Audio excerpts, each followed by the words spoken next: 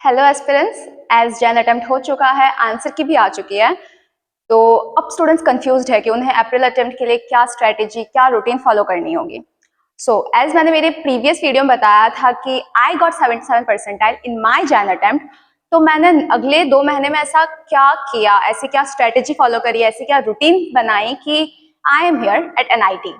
So today in this video मैं आपको एक प्रॉपर स्ट्रेटेजी बताऊंगी, एक रूटीन बताऊंगी, and the most important thing मैं आपको बताऊंगी कि आपको कहाँ से पढ़ना है, क्या पढ़ना है, कब पढ़ना है। ओके, लाइक मैं आपको बताऊंगी कि आपको चैप्टर्स किसके लेक्चर्स या कौन से टीचर्स को फॉलो करना है। Okay, so do watch till the and.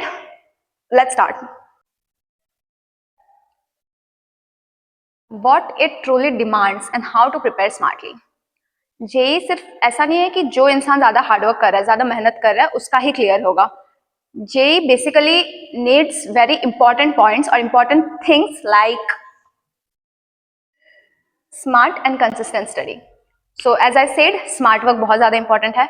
अब स्मार्ट वर्क करते कैसे हैं ये स्टूडेंट्स को नहीं पता होता, जो मैं आपको बताऊंगी कि आपको स्मार्ट वर्क कैसे करना है या मैंने क्या स्मार्ट वर्क करी थी। Okay, so firstly syllabus mastery. It means कि अब जैन अटेम्प्ट में जैसे हमारे पास बहुत सारे इंपॉर्टेंट टॉपिक्स थे या इंपॉर्टेंट चैप्टर्स थे, अप्रैल अटेम्प्ट में अब ऐसा एज सच कुछ इंपॉर्टेंट चैप्टर इंपॉर्टेंट ओके, अप्रैल अटेम्प्ट में एज सच कोई इंपॉर्टेंट चैप्टर आपके पास नहीं होने वाला है। कोई हाई वेटेज कुछ ये ट्रेंड फॉलो नहीं होने वाला है, ये सच है। तो आपको पूरा सिलेबस करना होगा। ओके, अब आप ये सोच के डर गए होगे कि पूरा सिलेबस होगा कैसे। जैसे मेरे टाइम पे मेरा जो स्ट्रॉन्ग सब्जेक्ट था बस physics and kind of chemistry. So मैंने फिजिक्स एंड केमिस्ट्री में ऑलमोस्ट फुल सिलेबस कर लिए थे, एंड मैंने मैथ्स में एक अपनी लिमिट तक ही करा था। तो मैं आपको बताऊंगी कि आपको क्या करना है, कैसे करना है, आपके लिए जो सही होगा। Okay, daily question practice important, mock test with proper analysis, multiple revision and short notes. अब मैं आपको ये भी बताऊंगी कि आपको शॉर्ट नोट्स प्रिपेयर कैसे करना है। Okay, so coming to physics, like physics में अब देखो, कोई भी सब्जेक्ट को कवर करने के लिए इंपॉर्टेंट होता है कि आप कौन से चैप्टर को चूज कर रहे हो, देन आप उस चैप्टर को खत्म कैसे कर रहे हो। सो चैप्टर सिलेक्शन अब इस पॉइंट पे लाइक आपको, इफ यू वांट मैं आपको बता दूंगी अलग से भी कि आपको कौन से चैप्टर को किस सीक्वेंस में करना है, बट आप ओवरऑल आप क्या कर सकते हो वो मैं आपको बताती हूँ। लाइक आपको एक चैप्टर पिक करो। ओके, अब फर्स्टली उसकी थ्योरी कंप्लीट करो एंड देन उसकी क्वेश्चन प्रैक्टिस करनी है। अब थ्योरी कहाँ से करेंगे, डिटेल वीडियोस देखने का टाइम है नहीं, so obviously one shot. But YouTube पे आज के टाइम पे 1000+ वन शॉट की वीडियोस लगे हुए हैं। सारे अच्छे नहीं है, ये मैं भी जानती हूँ, आप भी जानते हो। तो आपको कौन से वन शॉट को ब्लाइंडली आप ट्रस्ट कर सकते हो। Okay, so one chapter at a time, use one shot lectures. किसके? So the teachers are Salim sir और राजवंत सर। इनसे पर्सनली मैंने करा था, जिसमें मैंने मोस्टली ट्राई करा था कि सलीम सर से ही करूँ। वो एक्चुअली में पॉइंट टू पॉइंट ही आपको बताते चीजें। एंड इफ आपको कोई वीडियो सलीम सर की नहीं मिल रही है कोई चैप्टर की, तो आप उस केस में राजवंत सर को देख सकते हो, he is also good teacher. Okay, and then coming to question practice, जिसमें और ज्यादा कंफ्यूजन होता है कि अब क्वेश्चन कहाँ से करना है। सो क्वेश्चन प्रैक्टिस के लिए आई फॉलोड एडोनेते की प्लेलिस्ट, जिसमें उन्होंने 2019 से लेके उन्होंने 2017-18 की डाली थी, बट एज 2 महीने ज्यादा टाइम नहीं था, सो मैंने 2019 से लेके 2025 तक के क्वेश्चन कर रहे थे। लाइक अब देखो, आपको ही पता है कि 2022 के बाद JEE का जो पेपर का स्टैंडर्ड था वो बहुत ज्यादा गिर चुका था।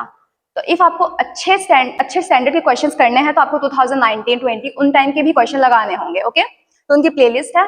तो आप क्या करो, आप पहले PDF से क्वेश्चंस खुद ट्राई करो, ठीक है। एंड आपने कोई चैप्टर लिया, आपने उसके वन शॉट देख लिया सलीम सर के और राजवंत सर के, देन अब आप उनके PYQ की PDF उठाओ एंड उसमें से क्वेश्चन खुद से ट्राई करो पहले।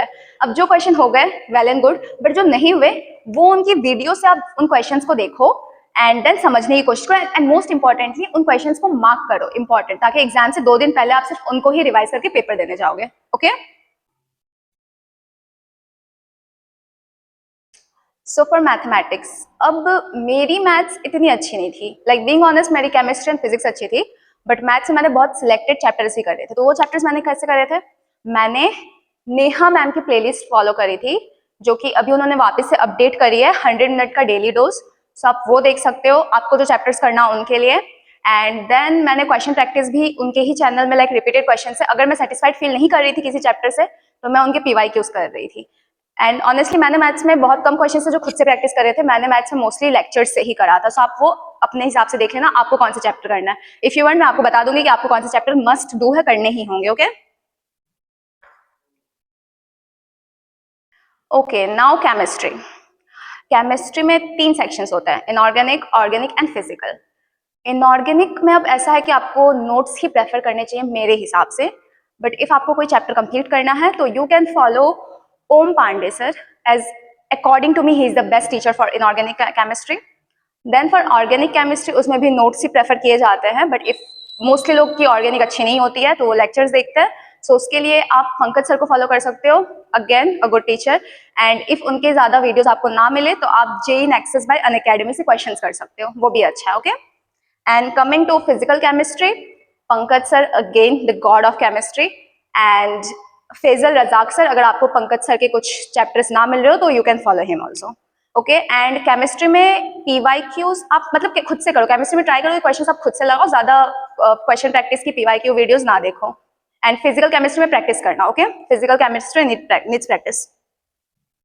Now coming to the most important part of the video, questions in your mind. तो जो जनरल डाउट्स होते हैं स्टूडेंट्स के वो सारे क्वेश्चंस मैंने यहाँ पे लिए हैं, सो देखते हैं। Mock test analysis, how to do it properly. अब मॉक देना है, मॉक देना है, मॉक देना है, ये तो सबको पता है कि मॉक पेपर देना है, लेकिन उसका एनालिसिस कैसे करते हैं। तो मुझे पता है, जैसे मैं मॉक्स देती थी तो मैं पेपर देते टाइम मेरे दिमाग में ये रहता था कि I need to attempt more and more number of questions, मुझे ज्यादा क्वेश्चंस करना है। बट फिर जब उसका रिजल्ट आता था एंड जब मैं आंसर की चेक करती थी तो मुझे पता चलता था कि ज्यादा अटेम्प्ट के चक्कर में मेरे बहुत सारे नेगेटिव मार्किंग हो रहे थे। ओके तो मुझे एंड ऐसा नहीं है कि आप पहले मॉक्स से ही सब समझ जाओगे, आप जैसे जैसे ज्यादा मॉक्स दोगे वैसे आपको चीजें क्लियर होती जाएंगी। ठीक है, जैसे फिर मुझे याद है कि मैंने दूसरे तीसरे मॉक्स से मैंने क्वेश्चन अटेम्प्ट करना कम कर दिया था। देन मैं एनालाइज करती थी कि जो चैप्टर मैंने पढ़ा है क्या उसके क्वेश्चन से मॉक में कर पा रही हूँ, इफ यस तो बढ़िया, इफ नो तो ऐसा कौन सा टॉपिक था जिसके क्वेश्चन मुझसे नहीं हुए, क्यों नहीं हुए, मैंने तो इतने सारे पीवाई क्यों लगा रखे हैं। ओके तो ये सब चीजें एनालाइज करनी बहुत इंपॉर्टेंट है, आफ्टर ऑल इन्हीं से आपका मार्क्स इंप्रूव होगा। So correct way to analyze mock papers, पहले अब पेपर्स आप दोगे कहां से, इफ आपके पास कोई टेस्ट सीरीज है आपकी कोचिंग की, बहुत बढ़िया उसके टेस्ट दो, बट इफ आपके पास टेस्ट सीरीज नहीं है तो आप एनटीए अभ्यास से पेपर दो, बेस्ट साइट है आपके लिए, बिकॉज वो क्वेश्चंस जेई ओरिएंटेड ही होते हैं, जेई बेस्ड होते हैं पूरे। Okay proper method for notes revision. अब जो सही तरीका होता है नोट्स रिविजन का, जो मैं करती थी, मैंने कोई चैप्टर उठाया, मैंने उसका वन शॉट खत्म किया। ओके अब मैं वन शॉट से नोट्स नहीं बना रही हूँ बिकॉज मेरे पास इतना टाइम नहीं है कि मैं वन शॉट से नोट्स बनाऊं, मैं ऑब्वियसली पीडीएफ डाउनलोड करूंगी। तो मैंने शांति से बस वन शॉट देखा है, क्वेश्चंस थोड़े बहुत बीच बीच में कर रहे हैं। अब वन शॉट खत्म हो गया, अब मैं एक रफ शीट लूंगी एंड उस रफ शीट में मैं जो सबसे पहला टॉपिक मैंने पढ़ा था उस टॉपिक का नाम एंड उस टॉपिक के अंदर मैंने क्या क्या फॉर्मूलाज पढ़े थे वो खुद से लिखूंगी, एंड ऐसे में टॉपिक वाइज और उनके फॉर्मूलाज जो भी मैंने पढ़े थे वो सब लिखूंगी।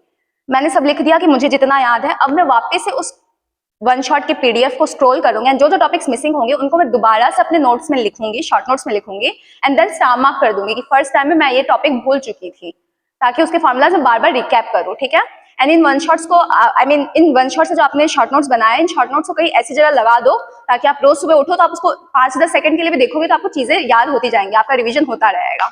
Okay now coming to me, जब मेरे जो 2 महीने थे ना, मैं एक ऐसी स्टूडेंट हूँ जो सुबह जल्दी उठता है रेदर देन रात को लेट नाइट पढ़ना, एंड आई विल से कि आप भी अवॉइड करो अगर आपसे हो सके तो। मैं सुबह 6 से 7 उठती थी, देन मैं 9 बजे तक करीब 3 घंटे में कुछ लर्निंग सब्जेक्ट कवर करती थी, एंड देन ब्रेकफास्ट लेती थी, एज अ ब्रेक मिल जाता था मुझे, मैं ब्रेकफास्ट के चक्कर में थोड़ा ब्रेक ले लेती थी, थोड़ी फैमिली से बातें कर ली और समथिंग, एंड देन अगेन 1-1.5 घंटे निकल जाते थे उसमें, तो 11 से लेके 1 से 1:30 बजे तक मैं वापस से पढ़ती थी, एंड उस टाइम में क्वेश्चंस प्रैक्टिस करती थी, बिकॉज दिन के टाइम में आप ज्यादा याद नहीं कर पाते, उस टाइम प्रैक्टिस ही अच्छे से हो पाती है। एंड देन मैं मोस्टली टेस्ट देती थी या तो 2 से 5 के बीच, या तो सुबह 9 से 12, बिकॉज यही 2 टाइम्स में आपका जेई मेंस भी होगा, तो आप भी ट्राई करो कि अब से आप मॉक पेपर्स इन्हीं 2 टाइम में दो। ओके एंड देन मैं रात को अगेन 6 बजे से लेके 9-10 बजे तक वापस से पढ़ती। ऐसा नहीं है कि मैं पूरे टाइम पढ़ते जा रही हूँ, लेकिन मैं जितने टाइम पढ़ती थी अच्छे से पढ़ती थी एंड शिफ्ट्स लगाती थी। अगर आप सोचोगे ना आप कंटिन्यूस पढ़ते रहोगे तो आपका ब्रेन सैचुरेट हो जाएगा, तो ऐसा नहीं करना है, आपको ब्रेक्स लेना है। जैसे मैं ब्रेक्स में तारक मेहता देख लेती थी और समथिंग, मैं वॉक पे चली जाती थी, तो ऐसे ही आपको भी ब्रेक्स लेना है, बट आपको खुद को लिमिट करना होगा। ऐसा नहीं कि आप ब्रेक के नाम पे 2-3 घंटे वेस्ट करे जा रहे हो। Okay and then how to manage boards and JEE prep together, again the most important question for the 12 students. देखो अभी मेरे हिसाब से आपको सबसे पहले वैसे चैप्टर सिलेक्ट करने चाहिए जो आपके 12th बोर्ड्स में भी आ रहे हैं प्लस जेई में भी आ रहे हैं। उन चैप्टर्स को आप अच्छे से कर लो। ऐसा नहीं कि आप कोई भी चैप्टर छोटे जा रहे हो, उन चैप्टर्स को भी अगर आप अच्छे से कर रहे हो सिर्फ 12th के, तो भी आपका अच्छा चांस है कि आप जेई में अच्छा परफॉर्म कर लोगे। एंड देन जैसे आपका 12th वाला हो जाए अच्छे से, उसके बाद आप 11 के टॉपिक्स को करो। एंड ऑनेस्टली बोर्ड्स में एज सच जेई स्टैंडर्ड जितना भी कुछ नहीं आने वाला है, बेसिक ही रहेगा, तो ज्यादा फोकस डालो कि आप जेई को ही ज्यादा टाइम दो। ओके, एंड इफ कुछ भी डाउट्स हो तो प्लीज कमेंट सेक्शन में मुझे ओपनली पूछ सकते हो आप। I will surely reply you. And answer की आ चुकी है, so comment your marks and subject wise marks भी बताना, so I can give you a proper plan according to your standard. That's it, all the best, bye bye.